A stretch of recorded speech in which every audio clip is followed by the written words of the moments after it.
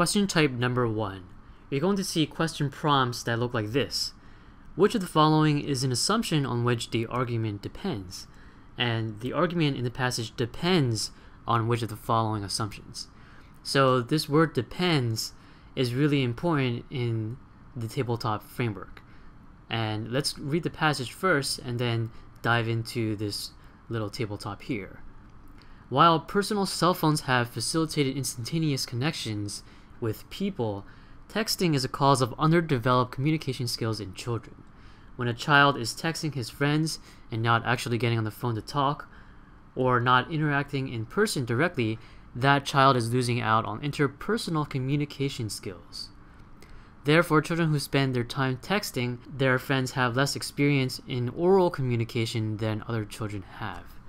Okay, so the argument is basically saying that children who text in their spare time are less experienced in socializing. Now, that's specifically oral communication and interpersonal communication skills.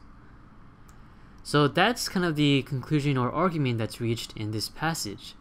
And they're asking us, what does this argument depend on? So you can kind of think of a tabletop depending on one supporting leg in order for it to be true, in order for it to be valid.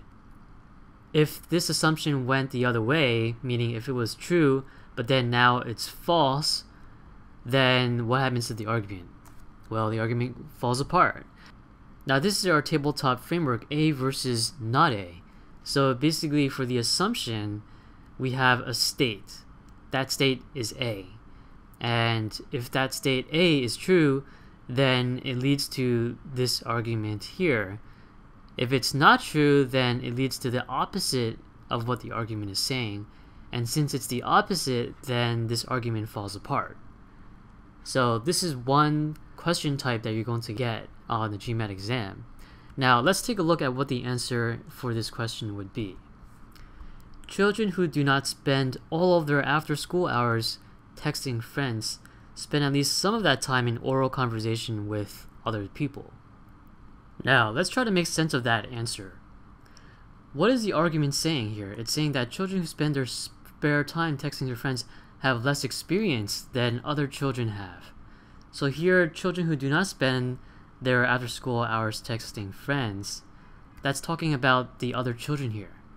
Well, the reason why they have less experience must be the case that the children during that spare time should have been making oral conversation. Now, it's also entirely possible that these other children really didn't do anything anyway. Maybe they were just at home sleeping and they did not spend time socializing. So this argument really relies on the fact that these other children are socializing. And so these children who are spending their time texting, that's taking time away from time that they could be used having oral communication. And it's really saying that these other children have more oral communication because they spend their spare time talking, whereas these children spend their spare time texting. Now, on the actual exam when you take it, you might not have enough brain power to process all of that information. So you might follow what we use as the assumption negation technique. Basically, we take the answer choice and then we negate it. If we take the opposite of what this statement is saying, and it leads to an argument that's the complete opposite of what the original argument is, then we have a case of A leading to B, the argument, and then not A leading to not B. So if you have questions on this, just refer to the tabletop framework, A versus not A. So here, if we take children who do not spend all of their after-school hours texting friends, spend at least some of that time in oral conversation, well, let's negate that. Let's say that they spend none of their time. So we take this and we say, children who do not spend, so all these other children spend 0 of their time in conversation with other people.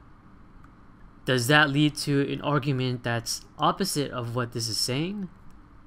Well, if these children spend none of their time, none of that spare time in oral conversation, then when you compare these texting children to these other children, their oral communication levels should be the same. There would be no difference in experience levels.